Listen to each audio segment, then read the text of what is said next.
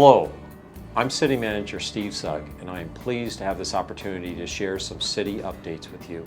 Today, I will highlight 5 areas: policy, economic development, road improvements, commercial construction, and events. In the area of policy making, our state legislators in Olympia dealt with a very difficult budget during the 2013 legislative session. In order to balance the budget, they chose to reduce revenues to cities and towns across Washington state, which will make it more challenging to provide essential services like police services.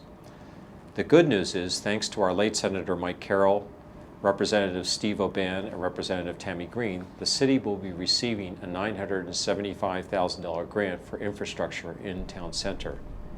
The redevelopment of Town Center is a central part of creating a sustainable tax base for our city. And now I would like to talk about economic development. In August, the city celebrated its 18th birthday. And why is this important? Well, 18 years ago, the community came together shortly after incorporation and created a compelling vision for the future. Streetlights, sidewalks, parks, a walkable downtown. And what are the results since then? Over 30 miles of sidewalks and bike lanes in University Place. Streetlights on all arterial streets. 24 parks totaling more than 133 acres, recreation programs for all ages, and events throughout the year. But we're not done, and there's plenty more to do. Over the past decade, the city has been working very hard to fulfill the community's desire for a thriving, walkable downtown. It is the City Council's #1 goal, along with economic development in general.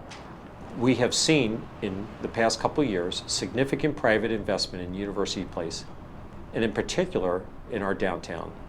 The Clearview 100 building within Town Center on the north side of the library is a mixed-use 5-story building with 100 residential units, over 12,000 square foot of retail.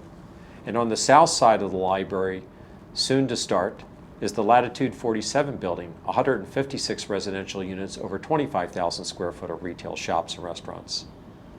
Just down the street in the Green First Shopping Center, a brand new retail building with a brand new Starbucks is completed and ready for occupancy. And right across the street, Applebee's has announced that they will be opening a 5,000 square foot restaurant adjacent to the Albertsons. On 27th and Grandview, a new mixed-use building of 5 stories, 142 senior living units, over 5,000 square foot of retail will be constructed and will significantly enhance that corner. These are just a few examples of the results coming from the City Council's strategic focus on economic development. Now I want to talk about sidewalk projects. This year, there are 7 projects under construction and another 5 under design.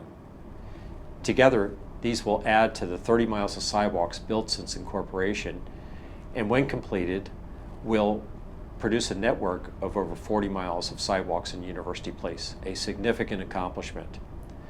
These projects are grant funded, and many of them are funded through the Safe Routes to Schools program, which will make it safer for children walking to school. Now, several of those projects I would like to highlight. The 27th Street project between Bridgeport and Grandview is a Safe Routes to Schools project that was needed for many, many years. And this project, when completed, will provide safe passage for children walking to the University Place Primary. The Breckenridge Drive project between Cirque Drive and Grandview provides safe passage to the Sunset Elementary School. And then finally, the 19th Street project is a community development block grant project between Bridgeport and Mildred, which provides important safe passage for pedestrians along that commercial corridor. These are just 3 of the many sidewalks that you'll be seeing installed over the next couple of years. Next, let's talk about events.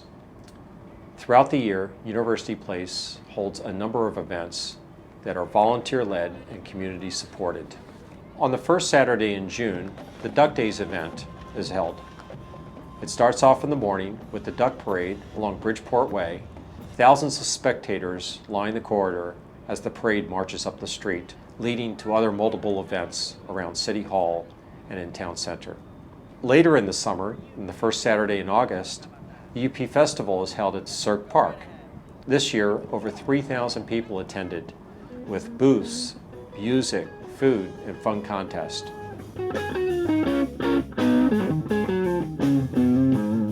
And then in the fall, we have the cider squeeze at the Orchard, always a popular event in University Place.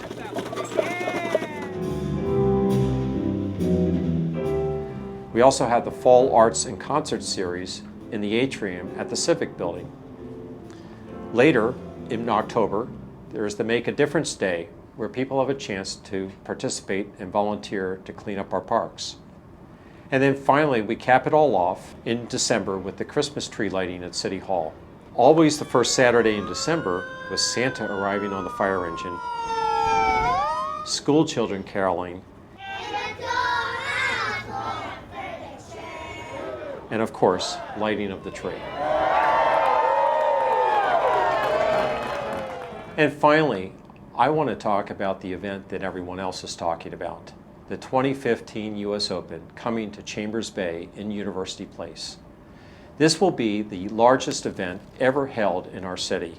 Chambers Bay will be joining the ranks of only 3 other courses on the West Coast that have ever held the U.S. Open: Torrey Pines in San Diego, the Olympic Club in San Francisco, and Pebble Beach in Monterey. We are honored to be hosting this event here in University Place in 2015. USGA planning is well underway for this event. Experienced USGA staff have been relocated to the region and are currently working with the city and the county which owns the course. In addition, our City Council has formed a U.S. Open task force to increase public awareness and economic development opportunities and to provide a pleasant and rewarding experience for University Place citizens, USGA officials, the players of course, and golfing fans from around the world. We are truly excited to be hosting the 2015 U.S. Open at Chambers Bay. I hope you enjoyed this update of city projects and activities. I'm always happy to hear from residents, so if you have a question about any of these topics or something I didn't talk about, please don't hesitate to stop by City Hall or give my office a call. Thanks for watching, and for more information, visit the city website.